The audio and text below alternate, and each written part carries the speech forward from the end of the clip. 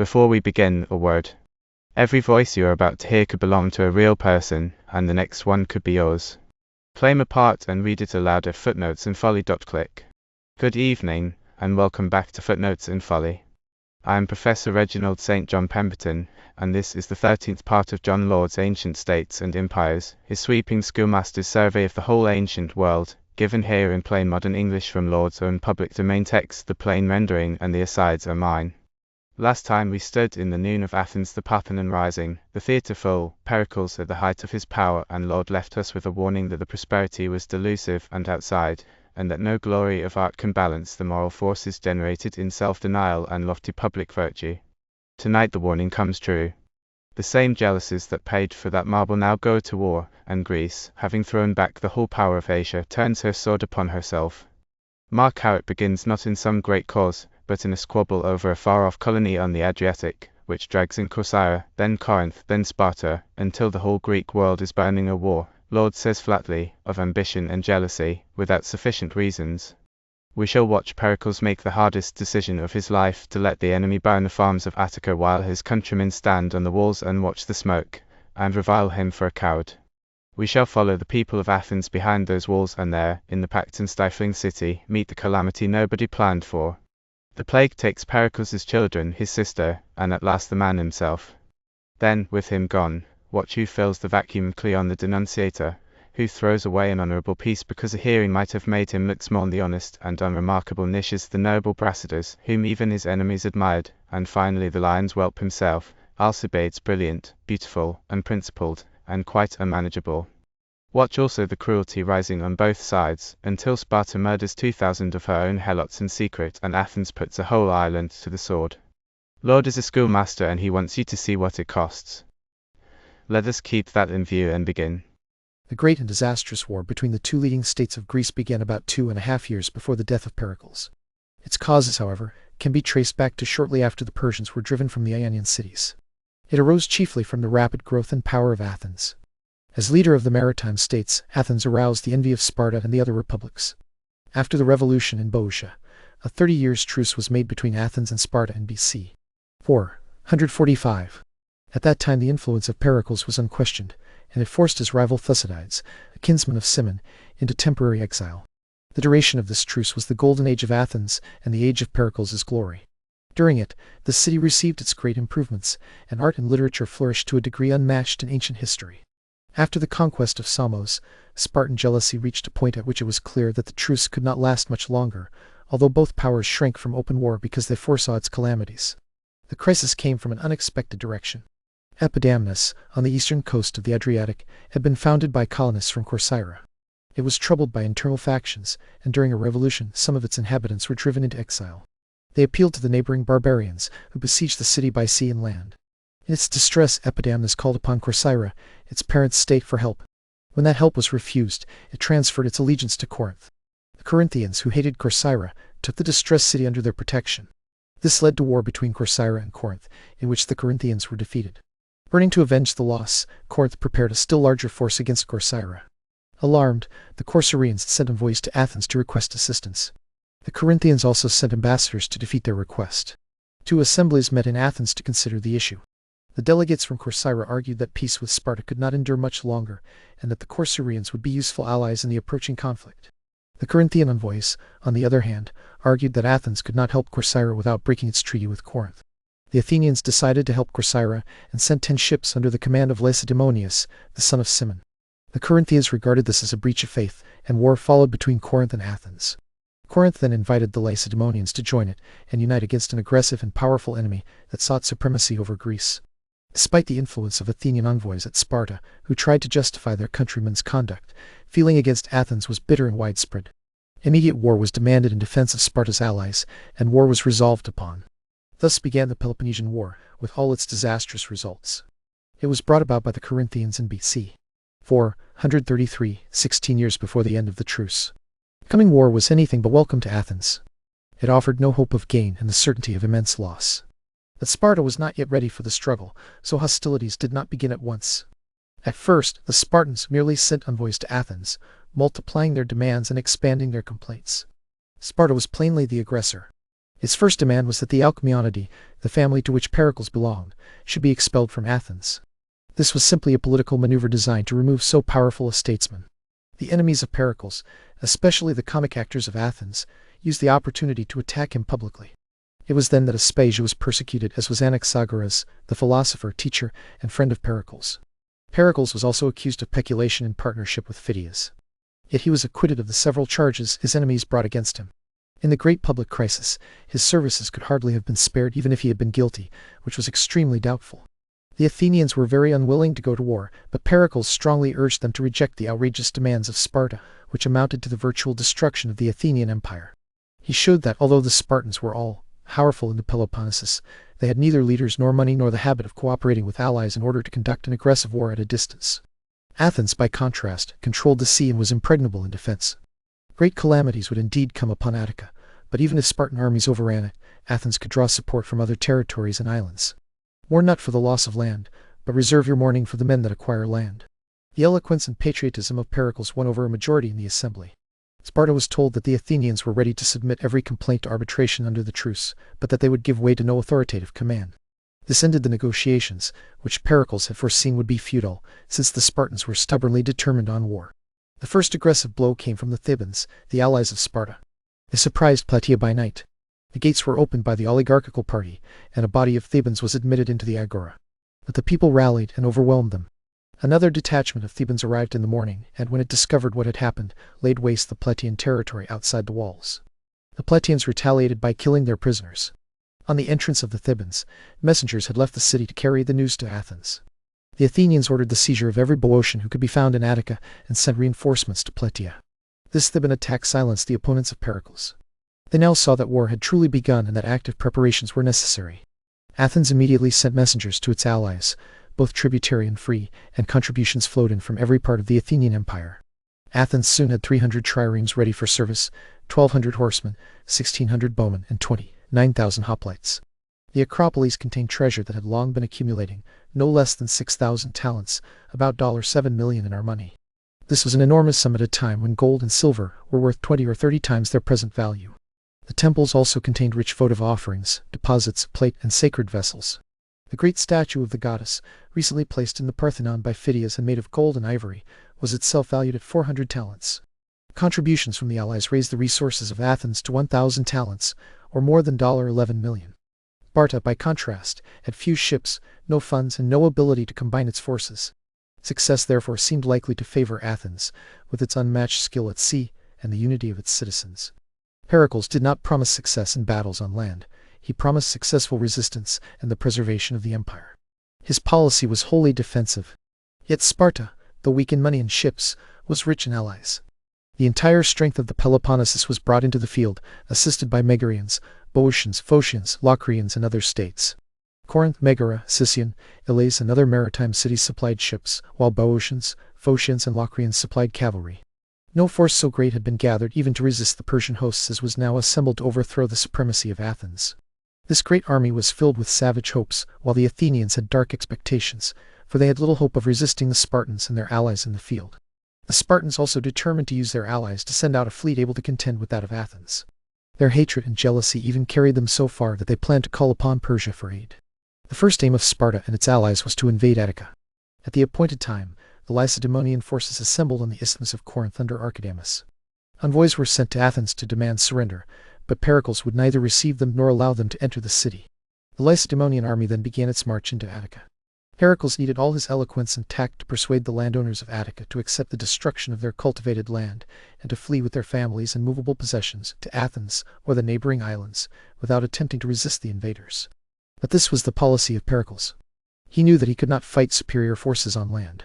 It was hard for the people to accept the cruel necessity of seeing their farms laid waste without resistance. Yet they made the sacrifice and fortified themselves behind the defenses of Athens. Then the wisdom of the long walls that connected Athens with the Piraeus became clear. Meanwhile, the Spartan army, 60,000 hoplites strong, marched through Attica, burning and plundering everything in its path. It reached Acharni, only 7 miles from Athens. The Athenians, shut behind their walls and watching their property being destroyed, were eager to go out and fight, but Pericles persuaded them not to. This was the moment when he was severely tested. People denounced him as the cause of their present suffering and called him a coward. Yet nothing disturbed his calmness, and he even refused to call the assembly together. As one of the 10 generals, he had the power to do this. Still, it was remarkable that the people respected the democratic constitution enough to submit, although the urgency of the crisis might have justified the assembly in meeting. While the Athenians remained inactive behind their walls, their cavalry went out on skirmishing expeditions, and a large fleet was sent to the Peloponnesus with orders to devastate the country in retaliation. After spending 30 or 40 days in Attica, the Spartans withdrew because they lacked provisions.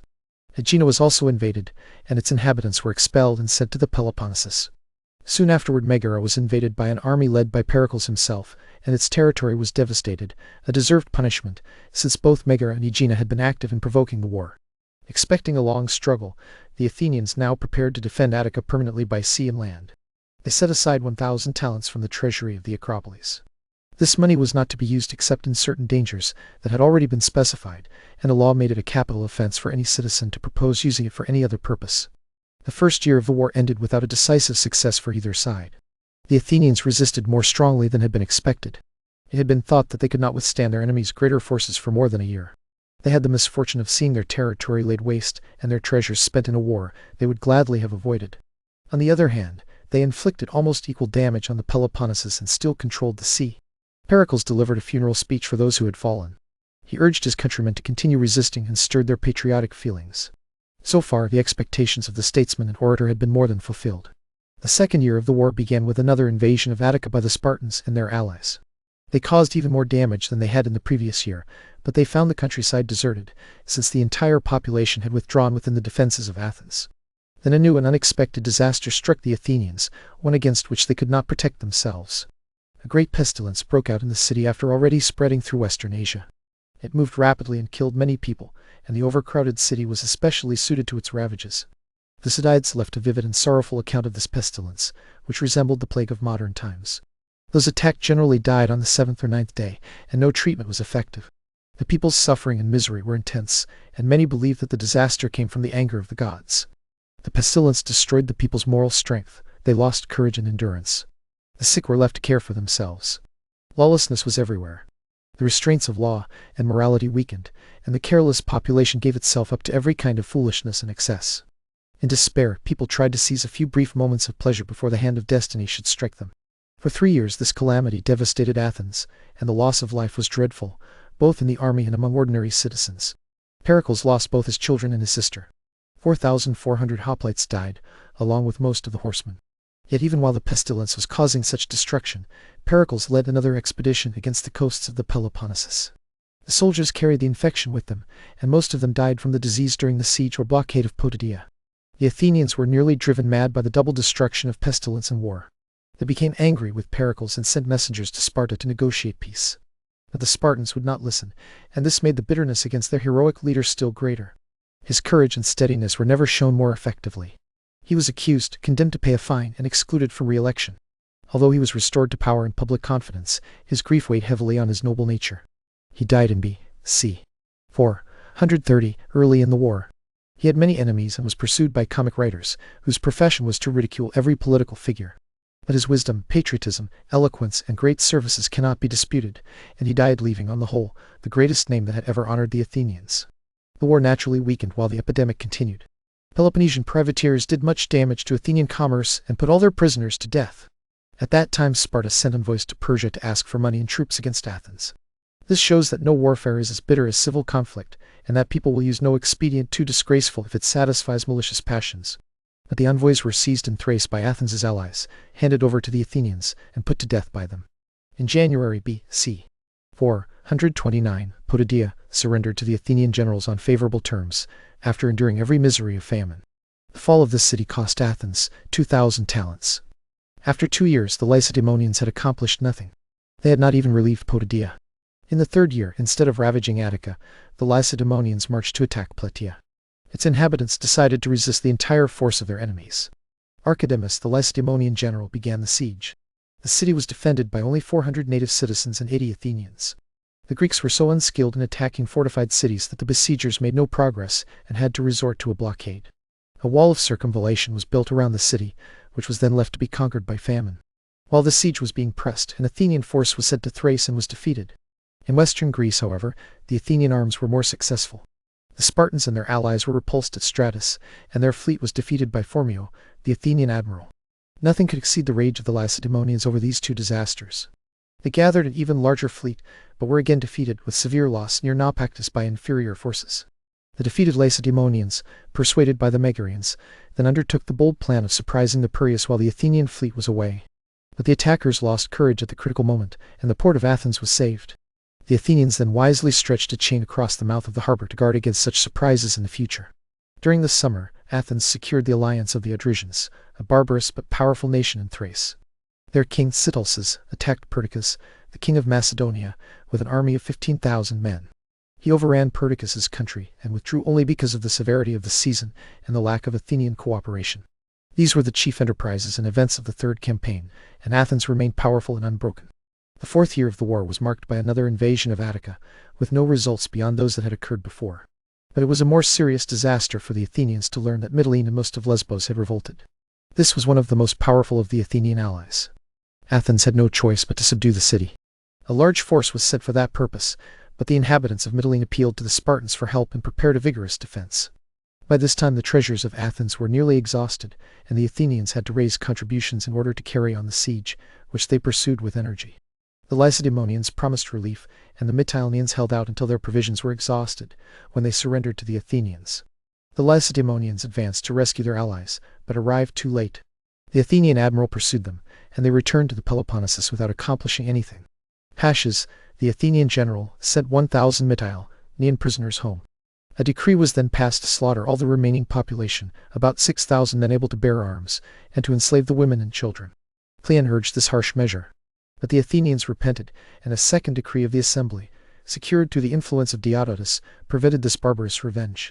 Still, the Athenians put to death the prisoners sent by Paschas, destroyed the fortifications of Mytilene, took all its warships, and confiscated all the land on the island except the land belonging to one town that had remained faithful. Such was the severity of ancient warfare, even among the most civilized Greeks. Not long afterward, Plataeus surrendered to the Lacedaemonians, but only after half its garrison had left the city, climbed over the wall built around it, and escaped safely to Athens. The Spartan judges condemned the Plataeans to death, and they were brutally killed. The captured women were sold into slavery, and the town and its territory were given to the Thebans. Equally bloody scenes took place in western Greece on the island of Corcyra, off which the Lacedaemonians and Athenians fought a naval battle. The island had been ruled by oligarchies under Sparta's protection. But when the Lacedaemonian fleet withdrew, the Athenian general was able to take vengeance on the party that had held power. It was exterminated with the greatest cruelty. This produced a deep impression and gave Thucydides material for profound reflections on the bitterness and savagery of the political parties that then divided Greece. These parties, the supporters of democratic and aristocratic institutions, were themselves among the causes that stirred up the war. A new figure now appears at Athens, Nicias, one of the 10 generals, equal to Pericles in rank and wealth. He belonged to the oligarchic party and succeeded Cimon and Thucydides in leading it. Yet he behaved moderately, and won such respect from his fellow citizens that he kept his influence until his death, even though he opposed the party then in power. He could not be corrupted by money and adopted the conservative policy of Pericles, avoiding distant conquests and the making of new enemies. Unlike Pericles, he surrounded himself not with philosophers but with religious men. He avoided scandal and used his great fortune to secure popularity. Pericles had scorned to win the people in this way. He cultivated art and supported the men of wit who gathered around Aspasia. Nicias was earnest in worshipping the gods, took care to make no enemies, and won over the poor with gifts. At the same time, he increased his private fortune as far as he could by honourable means, joining thrift and good judgment with honesty and piety. He was not a man of commanding genius, but his character was beyond reproach and was never attacked by comic writers. He was the chief opponent of Alcibiades, the oracle of the democracy, one of those memorable demagogues who used the people to advance his ambitious plans. Nicias also opposed Cleon, whose duty was to supervise public officials in their conduct, a man of great eloquence, but given to finding fault and denouncing others. The 5th year of the war was not marked by the usual invasion of Attica. This gave the Athenians time to send an expedition under Nicias against Melos, an island inhabited by ancient colonists from Sparta. Another general, Demosthenes, was sent around the Peloponnesus to attack Acarnania, and he ravaged all the territory of Lucas. He also attacked Aetolia, but was completely defeated and forced to withdraw with losses. This defeat was balanced the next year by a great victory over the enemy at Olpe, where the Lacedaemonian general was killed. Demosthenes returned to Athens in triumph with considerable spoil. The Athenians then turned their attention to Delos, Apollo's sacred island. They carried out a complete purification of it, and restored the old Delian festivals with unusual splendor. The war had now continued for 6 years without any great or decisive result for either side. The expeditions of both parties were merely raids, destructive, cruel, and provoking, but producing no great victories. Although the 7th year brought the usual Lacedaemonian undertaking, the invasion of Attica, Corcyra seemed likely to become the chief theatre of military action. An Athenian fleet and a Spartan fleet were both sent there. But an unexpected event gave the war a new direction. During the voyage to Corcyra, the Athenian general Demosthenes stopped at Pylos, intending to build a fort on the uninhabited promontory. It protected the broad basin now called the Bay of Navarino, and could easily be defended. Eurymedon, the admiral, insisted on sailing directly to Corcyra, but a storm drove the fleet into the very harbor that Demosthenes had proposed to defend. Demosthenes therefore fortified the place and remained there with a garrison, while the fleet sailed on to Corcyra. News of this insult to Sparta, the attempt to establish a hostile fort on its territory, led the Lacedaemonians to send their fleet to Pylos instead of Corcyra. 40 free triremes under Thrasymedes, along with a powerful land force, moved to attack Demosthenes, who was entrenched with his small army on the rocky promontory. When the Athenian fleet at Corcyra learned of this new diversion, it returned to Pylos to help Demosthenes. A naval battle followed, in which the Lacedaemonians were defeated. This defeat endangered the Spartan army that had occupied the island of Sphacteria, which was cut off from supplies from the mainland, as well as endangering the fleet. The crisis was so serious that the ephors came from Sparta to discuss operations. They saw little hope and sent a herald to the Athenian generals proposing an armistice, so that envoys might have time to go to Athens and negotiate peace. But Athens, elated by success, now demanded terms of its own. Cleon, the spokesman of the excited and confident popular mood, expressed the feelings of the people and insisted that all the territory lost during the war should be restored. The Lacedaemonian envoys could not stand against a violent speaker such as Cleon. That required abilities they did not possess, abilities that could only be gained by skill in directing popular assemblies, to which they were unaccustomed. They returned to Pylos. Cleon wanted to prevent the envoys from being heard by a select committee, as they desired, because he feared that Nicias and other conservative politicians would accept their proposals. Thus the best opportunity that could have arisen for making an honourable peace and reuniting Greece was lost through the schemes of a demagogue who inflamed and shared the passions of the people. If Pericles had been alive, the treaty would probably have been made, but Nicias lacked enough influence to bring it about. The war therefore began again with fresh bitterness. The Athenian fleet blockaded the island, where the Spartan hoplites were stationed, and found unexpected difficulties in an undertaking it had thought easy. Supplies continued to reach the besieged secretly. Week after week passed without the expected surrender. Demosthenes, thwarted by the lack of food and water for his own fleet, urgently sent to Athens for reinforcements, causing great humiliation. The people now began to regret listening to Cleon rather than to the voice of wisdom.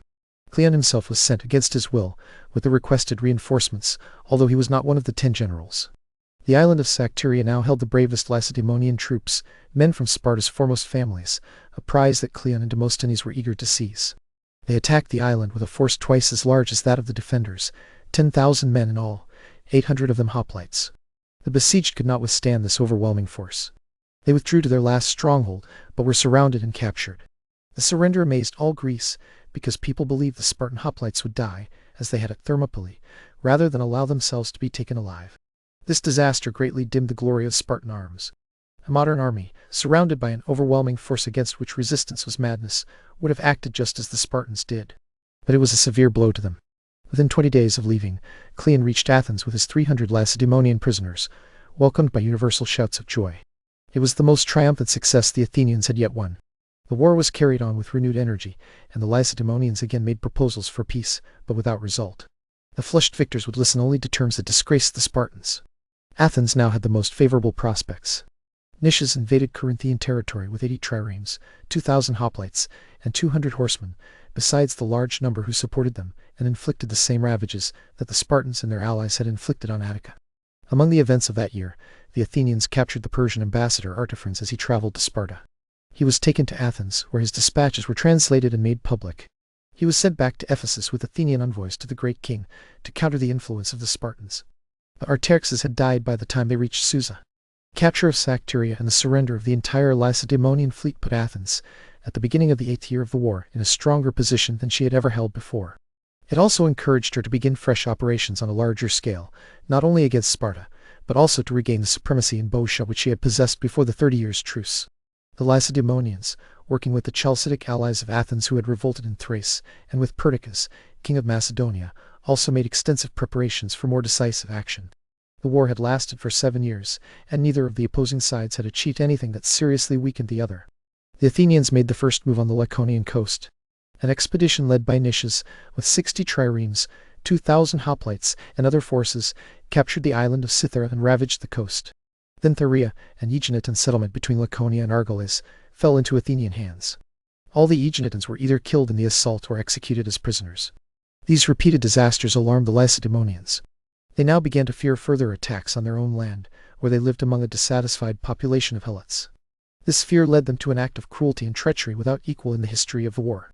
2,000 of the bravest Helots were trapped by the promise that special honors would be given them, and were then brutally killed. Only the 5 ephors knew the bloody details. There was not even a public inquiry into this savage inhumanity. This shows that Sparta, like Venice in the Middle Ages, was ruled by a small but extremely powerful oligarchy. After this act of cruelty had been carried out, envoys from Pericles and the Chalcidians of Thrace came to ask for help against Athens. Their request was gladly granted. At the request of Pericles and the Chalcidians, Brasidas was sent with a large force of Peloponnesian hoplites. Meanwhile, the Athenians planned to attack Megara. People had helped provoke the war and had suffered from it more than any others. A force under Hippocrates and Demosthenes was sent to take the city by surprise, along with Nicaea. The long walls of Megara, like those of Athens, were unexpectedly captured, and the Athenians found themselves at the gates of the city. The city nearly fell to them through treachery. Frustrated for the time being, the Athenians attacked Cilicia, which lay behind Megara, and captured it. But Brasidas, the Lacedaemonian general, learned that the long walls had fallen into Athenian hands. He gathered a large force of 6,000 hoplites and 600 cavalry, relieved Megara, and forced the Athenians to withdraw. In the end, the Megarians recovered the long walls and established an oligarchic government. Disappointed in their attempt to gain Megara, which failed through one of those accidents that repeatedly occur in war, the Athenians organized a large force to attack Boeotia from 3 directions, under Hippocrates and Demosthenes. Demosthenes first attacked Siphi on the Corinthian Gulf but failed. Despite this failure by sea, Hippocrates marched by land to Delium with 7,000 hoplites and 25,000 other troops. He occupied the place, which was a temple sacred to Apollo, and strongly fortified it. When the fortification work was finished, the army prepared to return to Athens. Forces from every part of Boeotia gathered and met the Athenians. Among the Boeotian troops was the famous Theban band of 300 chosen warriors. They were accustomed to fight in pairs, each man joined to his companion by special bonds of friendship. At Delium the great battle of the war was fought. The Athenians were routed, and their general Hippocrates, along with 1,000 hoplites, was killed. The victors refused the Athenians the sacred right to bury their dead, unless they withdrew completely from Delium, the position they had fortified on Boeotian territory. The Athenians refused to accept this demand. As a result, Delium was besieged and captured. Among the hoplites who fought in this unfortunate battle, which greatly discouraged the Athenian cause, was the philosopher Socrates. The famous Alcibiades also served in the cavalry, and after fighting bravely, helped protect Socrates during his retreat. The Athenian disasters in Thrace were even more serious. Brasidas, with a large force that included 1,700 hoplites, marched rapidly through Thrace and Thessaly. He reached Macedonia safely and attacked Acanthus, an ally of Athens. It fell into his hands, as did Stagirus. He was then able to plan the capture of Amphipolis, a city founded by Athenian colonists. He quickly gained control of the surrounding country. He then offered favorable terms of surrender to the citizens, and they accepted them. The city surrendered, the most important of all the foreign possessions of Athens. The bridge over the Strymon was also opened, making all the eastern allies of Athens accessible by land. This great reverse filled the Athenians with a deeper fear than they had previously felt. The bloody victory at Delium and the conquests of Brasidas more than balanced the capture of Sphacteria. Sparta, beneath the victorious banner of Brasidas, a general of great integrity, good faith, and moderation, now proclaimed herself the liberator of Greece. Athens, discouraged and baffled, lost all the prestige she had gained. Yet Amphipolis had been lost through the negligence of the Athenian commanders. Pericles and Thucydides, the historian, who had been entrusted with its defense, had sufficient means to prevent its capture if they had used ordinary caution. The Athenians, enraged, banished Thucydides for 20 years and probably Eucles as well. This was a just punishment, since they had failed to guard the bridge over the Strymon properly or to keep the Athenian squadron at Ion. The banishment of Thucydides gave him the leisure to write the history on which his great fame rests, the most stable and philosophical of all the historical works of antiquity. After the fall of Amphipolis, Brasidas continued his military operations successfully. He captured Torone, Lesthus, and other places, and then went into winter quarters. The campaign had been disastrous for the Athenians, and the opposing sides agreed to a truce for 1 year, Athens on one side and Sparta, Corinth, Sicyon, Epidaurus, and Megara on the other. The terms of this truce provided that all Greeks, without distinction, could visit Delphi, that every violation of the property of the Delphian god would be promptly punished, that the Athenian garrisons at Pylos, Cythera, Nicia, and Mathiana would remain undisturbed, that the Lacedaemonians would be free to use the sea for trade, and that neither side would receive deserters from the other. This last provision mattered greatly to both sides, because Athens feared that its subject allies would revolt, while Sparta feared that the Helots would desert. Only 2 days after the treaty had been made, Scion and Thrace revolted to Brasidas. This greatly angered the Athenians, although the revolt took place before the treaty was known. Mens, a neighboring town, also revolted. Brasidas sent the inhabitants a garrison to protect them, and left with his forces for an expedition into the interior of Macedonia. But he was soon forced to retreat before the Illyrians. An Athenian force under Nicias and Nicostratus then went to Thrace to recover the revolted cities. Everywhere else the truce was observed. It was meant to provide an opportunity for more complete negotiations. This was the policy of Nicias. But Cleon and his party, the democracy, opposed peace and wanted to continue the war vigorously in Thrace. Brasidas, for his part, was equally in favor of continuing hostilities. This was the great question of the day in Greece. The war party prevailed, and Cleon, who was by no means an able general, was sent with an expedition to recover Amphipolis in B.C. 422. He succeeded in taking Torone. But Amphipolis, built on a hill, and the peninsula formed by the river Strymon as it passes from the Strymonic Gulf to Lake Kerkernellis, was strongly fortified, and Brasidas had entrenched himself there. Cleon had to remain inactive at Ion, at the mouth of the river, 3 miles from Amphipolis. This caused great dissatisfaction in his army, though it was the wiser policy until his auxiliaries arrived. But the complaints of the hoplites forced him into some kind of action. While he was reconnoitering, Brasidas attacked him. Cleon was killed, and his army was completely defeated. Brasidas, the ablest general of the day, was also mortally wounded and carried from the field. This unsuccessful battle forced the Athenians to return home deeply disgusted with their generals. Yet they had entered the enterprise reluctantly and with no confidence in their leader, and this was one cause of their defeat. The death of Brasidas, however, turned the defeat into a substantial victory, since no Spartan remained with enough ability to secure the confidence of the allies. When Brasidas died, he was the foremost man in Greece, universally admired for his courage, intelligence, integrity, and magnanimity. The Battle of Amphipolis was decisive and led to peace between the opposing sides. This agreement, made in March B.C. 421, was called the Peace of Nicias. Under this treaty, which was intended to last 50 years, Amphipolis was restored to the Athenians. Everyone was free to visit the public temples of Greece. The Athenians gave back their Spartan prisoners, and the towns captured during the war were restored by both sides. This peace came after a 10-year war, when both parties had exhausted their resources. It had been a war of ambition and jealousy, without adequate cause, and its results were harmful to the welfare of Greece as a whole. In one respect, it was not merely a war between Sparta and Athens for supremacy, but a struggle throughout the various states between supporters of aristocratic and democratic institutions. The 50-year peace made by Nicias between Athens and Sparta did not last long. It was more a truce than a treaty, since neither side had been defeated, but only weakened, like Rome and Carthage after the First Punic War. The causes of the conflict still remained: an unquenchable jealousy between states almost equal in power, and a desire for predominance at any cost. Yet neither side showed the steady self-sacrificing spirit that the Romans displayed in conquering Italy. The Romans gave up everything that hindered their aggressive policy, while the Grecian states were drawn away from political expansion by other pursuits: pleasure, art, and wealth. Greece needed only a dominant demagogue, popular, brilliant, and unscrupulous, to involve it in war again. Such a man was Alcibiades, who came onto the public stage after the death of Cleon. Hostilities could easily be rekindled, because the allies on both sides opposed the treaty, and the terms of peace were not carried out. Athens returned the Spartan prisoners she had held since the Battle of Sphacteria, but Amphipolis was not restored because of the continuing hostility of the Thracian cities. Both sides were full of intrigue, and new alliances were constantly being formed. Argos became the center of a new Peloponnesian alliance. A change of efforts at Sparta favored warlike measures, and an alliance was formed between the Boeotians and Lacedaemonians. The Athenians, for their part, captured Scion and put the prisoners to death. In this unsettled condition, when all the states that had recently fought were insincere and uncertain, Alcibiades emerged as a party leader. He was 31 years old, belonged to an ancient and powerful family, possessed enormous wealth, and had great personal beauty and charming manners.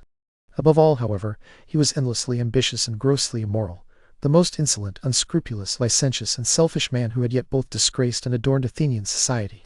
The one redeeming feature of his character was his friendship for Socrates, who seems to have fascinated him by conversation and tried to improve his morals.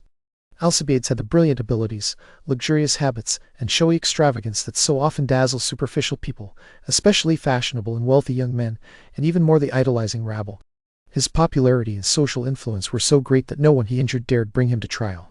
He even took his own wife from the hands of the law when she sought a divorce, proving that even in democratic Athens everyone submitted to the insolence of wealth and high social rank. Although Alcibiades was luxurious and profligate, he saw that he needed severe intellectual training if he wanted to rank as a politician, since a politician who cannot make a speech has little hope of popular favor. He therefore studied with Socrates, Pericles, Protagoras, and others, not from love of learning, but as a means of succeeding.